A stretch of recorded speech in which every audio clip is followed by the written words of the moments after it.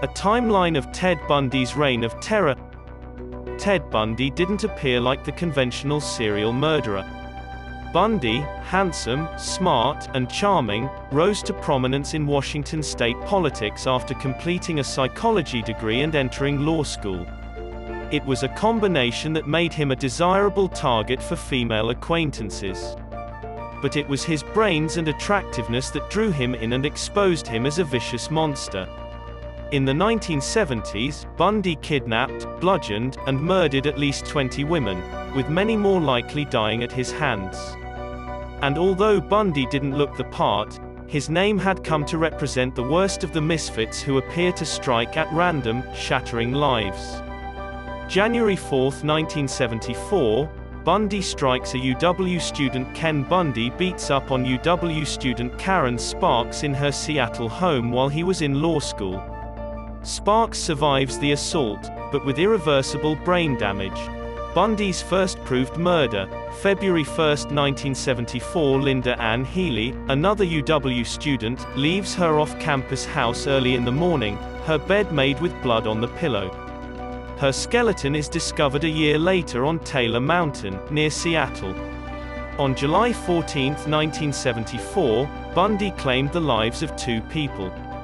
Janice Ott and Denise Machin disappear from Lake Sammamish State Park in Seattle within 3 hours.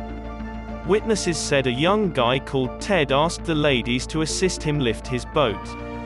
Injured, Ted, sighted at adjacent schools where numerous female pupils had gone missing. Many of these young ladies had long hair parted in the center. The 30th of August 74, law student goes to Utah. Bundy leaves his work at Olympia's Emergency Services Department to return to Salt Lake City's University of Utah Law School. 8.11.74 Bundy strikes twice in one day. He pulls Carol Darronch from the mall to his Volkswagen Beetle, where he tries to put her in handcuffs before she manages to get away. Deborah Kent, 17, leaves a high school performance later that day to pick up her younger brother. Investigators uncover a key to Darronch's handcuffs in the school parking lot. The 12th of January 1975, the murderer emerges in CO on her way back from her room. Karen Campbell, 23, vanishes from her Snowmass hotel. Few weeks later, her corpse is discovered in a snowbank outside the settlement. The 16th of August 1975, Bundy is captured. Sergeant Bob Hayward pulls over a brown Volkswagen Beetle in Granger, Utah. After searching the vehicle, Hayward finds a ski mask, crowbar, ice pick, and handcuffs. Bundy gets arrested for dodging police but is quickly freed. Bundy is chosen from a police lineup on October 2, 1975. Darronch and two other women identify Bundy in a police lineup after prior unsuccessful attempts. He's been charged with abduction. Bundy is convicted of kidnapping on March 1, 1976. Bundy is convicted guilty of aggravated abduction and faces a 1 to 15-year prison term. First-degree murder accusation filed against Bundy on October 21, 1976. Investigators connect Bundy to Campbell's killing in January 1975 by finding her hair in his vehicle, using his fuel credit card nearby the day she vanished, and eyewitness claims of his being at her hotel. In early 1977, he was extradited to Aspen, Colorado. Bundy flees from a library. Unchained and unprotected, Bundy jumps from the second-floor window of Aspen's Pitkin County Courthouse and into the Rockies. After a 6-day search, he is apprehended driving a stolen automobile. Bundy vanishes from his jail cell on December 30, 1977. Bundy loses enough weight while being moved to a supposedly more secure institution in Glenwood Springs, Colorado, to fit through a hole dug from his ceiling into the duct system. He leaves into an unoccupied apartment of a jail worker, changes clothes, and flees again, this time to northern Florida. Bundy kills 2 and injures 3 students at Florida State University. It was around 3 a.m. when Bundy broke into the FSU Chi Omega sorority house. He strangled Margaret Bowman and Lisa Levy to death, beat Kathy Kleiner and Karen Chandler, and ran away when the police caught up with him. On the way out, he savagely attacks another student, Cheryl Thomas.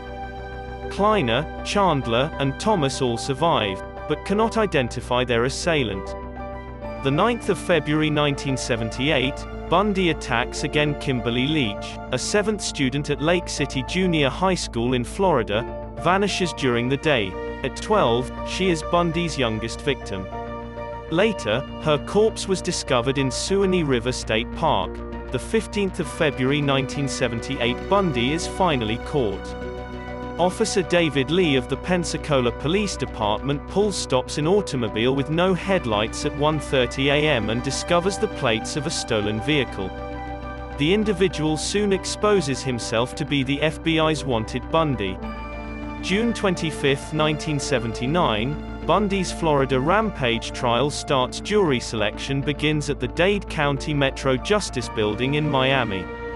Bundy complains about his jail cell right away to Judge Edward Cowart, setting the stage for a peculiar month of hearings in which he spars with his lawyer, cross-examines a cop, and testifies in the third person.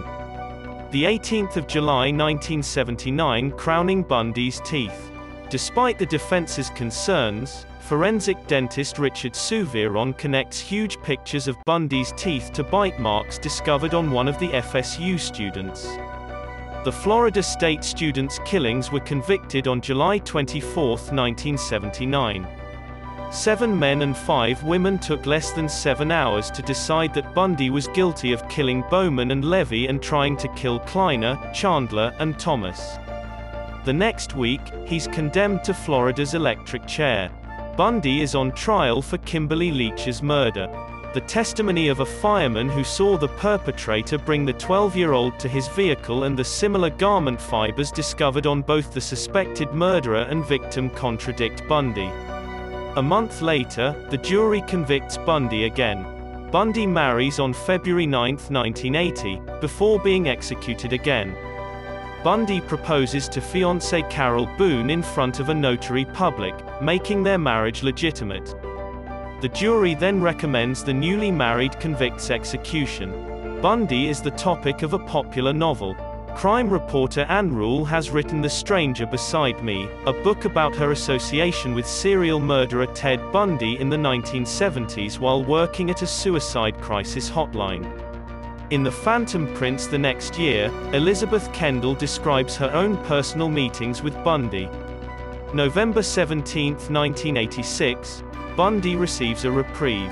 Bundy gets a stay of execution only hours before his planned execution for murdering Leach. 13 months later, a district judge finds Bundy competent for trial, labeling him a diabolical genius. The 23rd of January 1989, the killer atones for his misdeeds. Evangelist James Dobson interviewed Bundy after he admitted to multiple killings, including 3 that before the 1974 Northwest spree. He blamed his delusional conduct on his addictions to drink and pornography. The Supreme Court votes 5-4 that evening to deny the prisoner's emergency stay of execution. Bundy is electrocuted on January 24, 1989. Bundy is placed in the Old Sparky electric chair at Florida State Prison at 7 a.m. Approximately 200 people had gathered outside when the legendary murderer was certified dead by electrocution at 7:16 p.m.